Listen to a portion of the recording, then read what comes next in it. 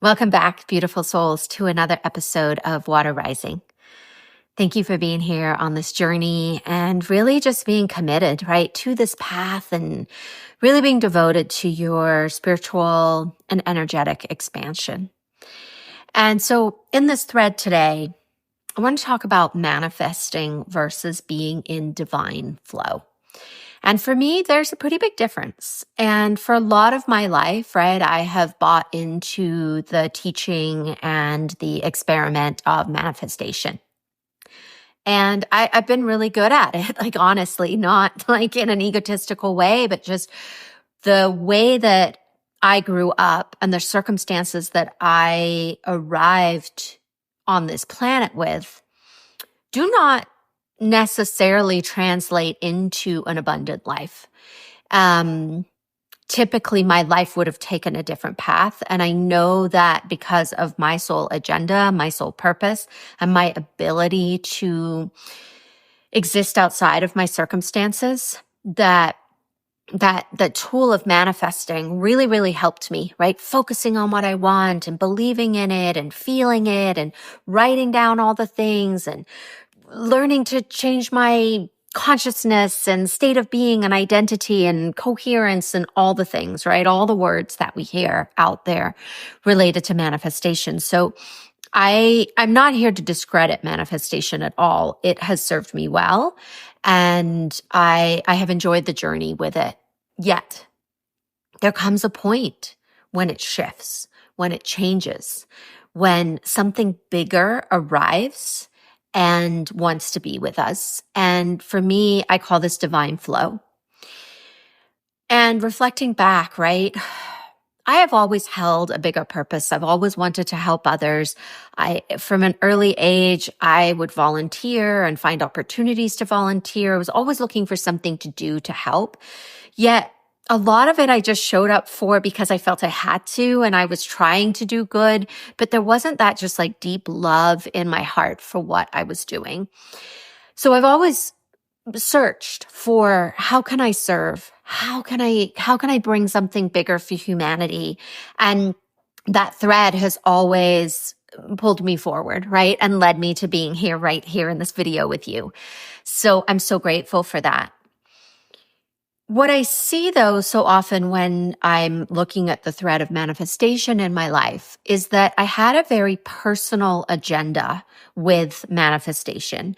And yes, there's definitely threads of wanting to help other people and grow my business so that I can support others. But when I really look back, there's a personal agenda that is really nicely woven and threaded through my manifestation process. And this is great because it got me to where I am. Not saying it's wrong, it's bad. What's correct for you is going to be correct for you. Yet the conversation that I have been in with myself and have been exploring more deeply is, how do I step outside of manifestation and be in something that is divine flow?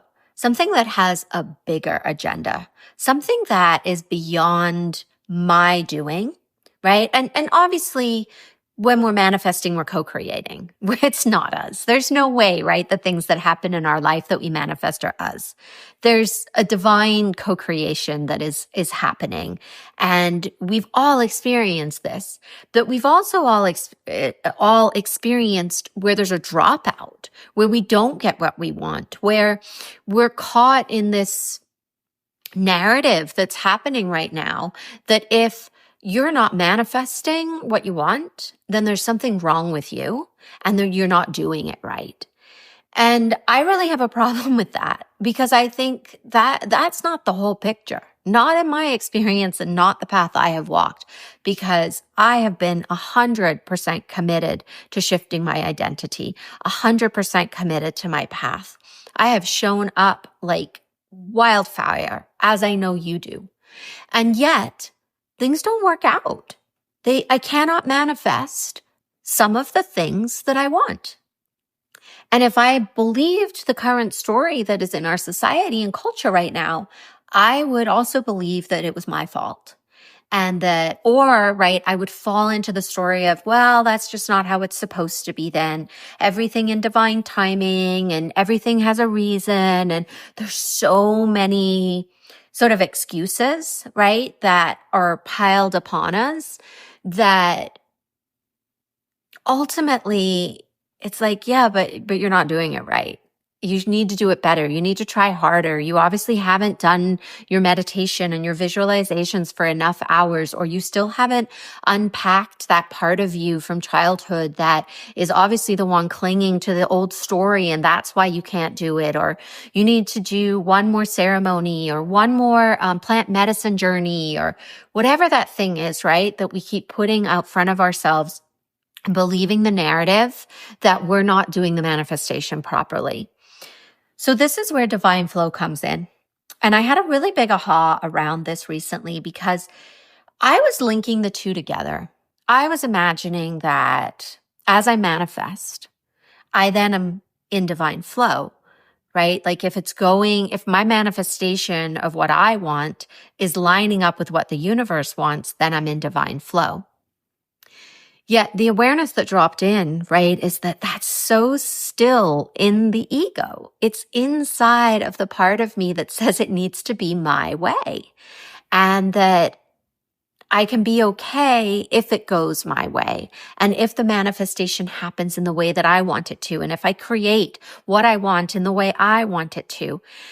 And over this last year, right, there's really been this drawing back in me of, well, what am I creating for? What is the intention behind it? And why am I creating? Who am I creating for? Who am I creating with? And why is this important? What am I in devotion to? What bigger message? What bigger movement? What bigger journey other than my own life is happening, right? What am I pioneering? What am I stepping into that is so much bigger than anything I could dream up or imagine? And how am I letting myself be in the divine flow of what the universe actually wants and requires of me? So flipping the narrative, right? Like I learned in manifestation that I say to the universe, I want and require from you. And then it's like God's supposed to give it to me.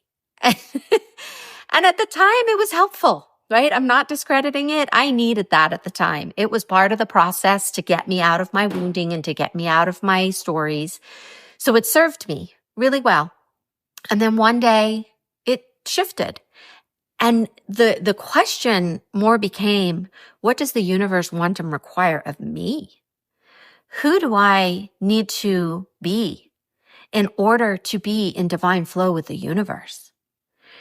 There is such an intricate plan that is playing out on our planet right now, right? We're devolving, but that's not just because there is a plan playing out.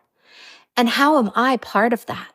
How am I in service to that? How does the universe want me to show up inside of that container, right? Not what do I want?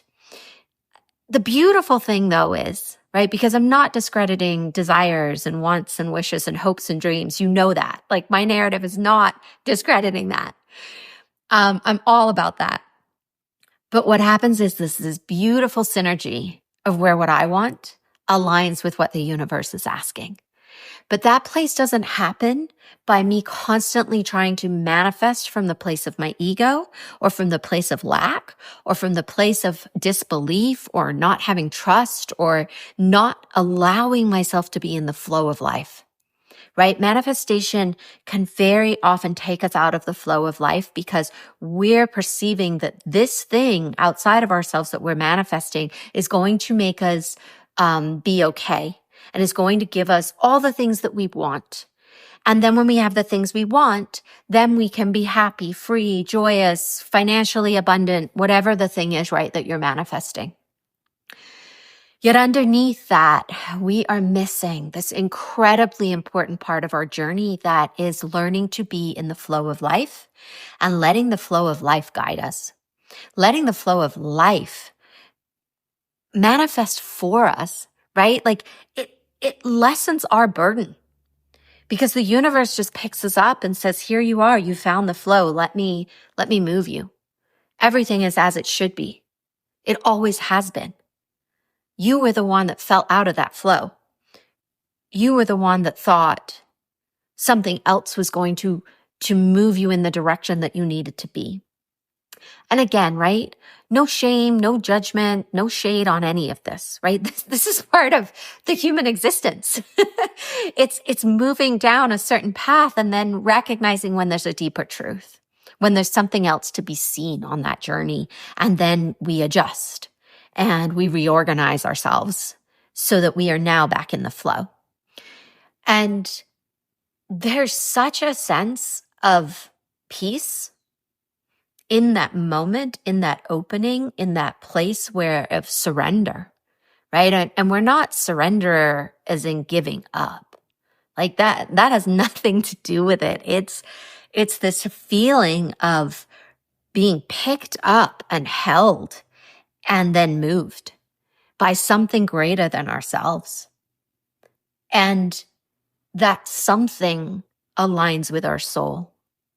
It aligns with the deep desires inside us. It aligns with the true deep desires inside us, not the ones that our ego is pretending are the things that we want, not the ones that the world around us tells us that we have to have in order to be okay. Very, very different sensation, different frequency, different vibration. So for me now, it's about, how do I stay in divine flow, right? Manifesting has just metamorphosized into something new and different. And even as I'm talking about this, I can feel the energy of the universe supporting the words.